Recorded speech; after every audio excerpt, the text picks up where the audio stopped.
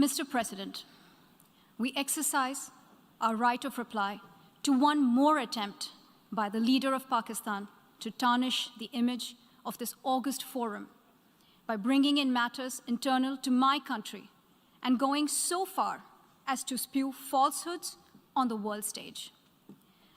While such statements deserve our collective contempt and sympathy for the mindset of the person who utters falsehood repeatedly, I am taking the floor to set the record straight.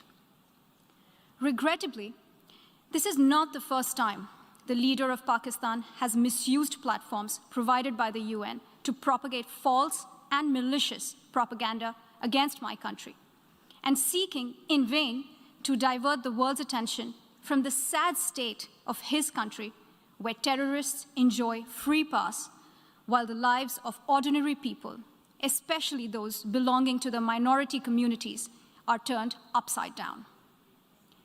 Mr. President, member states are aware that Pakistan has an established history and policy of harboring, aiding, and actively supporting terrorists. This is a country which has been globally recognized as one openly supporting, training, financing, and arming terrorists as a matter of state policy. It holds the ignoble record of hosting the largest number of terrorists proscribed by the UN Security Council. Mr. President, we marked the solemn occasion of the 20th anniversary of the 9/11 terror attacks just a few days back. The world has not forgotten that the mastermind behind that dastardly event, Osama bin Laden, got shelter in Pakistan. Pakistan leadership continues to glorify him as a martyr. Regrettably, even today, we heard the leader of Pakistan trying to justify acts of terror. Such defense of terrorism is unacceptable in the modern world. We keep hearing that Pakistan is a victim of terrorism. This is the country which is an arsonist disguising itself as a firefighter. Pakistan nurtures terrorists in their backyard in the hope that they will only harm their neighbors. Our region, in fact, the entire world, has suffered because of their policies. On the other hand, they are trying to cover up sectarian violence in their country as acts of terror. Mr. President, this is also the country that still holds the despicable record in our region of having executed a religious and cultural genocide against the people of what is now Bangladesh. As we mark the 50th anniversary this year of that horrid event in history, there is not even an acknowledgement, much less accountability. Today, the minorities of Pakistan, the Sikhs, the Hindus, the Christians, live in constant fear and state-sponsored suppression of their rights.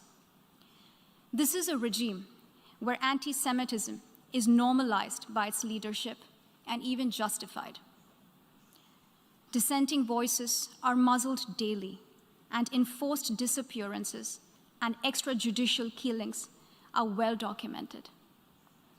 Mr. President, unlike Pakistan, India is a pluralistic democracy with a substantial population of minorities who have gone on to hold highest offices in the country, including as President, Prime Minister, Chief Justices, and Chiefs of Army Staff. India is also a country with a free media and an independent judiciary that keeps a watch and protects our Constitution. Pluralism is a concept which is very difficult to understand for Pakistan, which constitutionally prohibits its minorities from aspiring for high offices of the state. The least they could do is introspect before exposing themselves to ridicule on the world stage.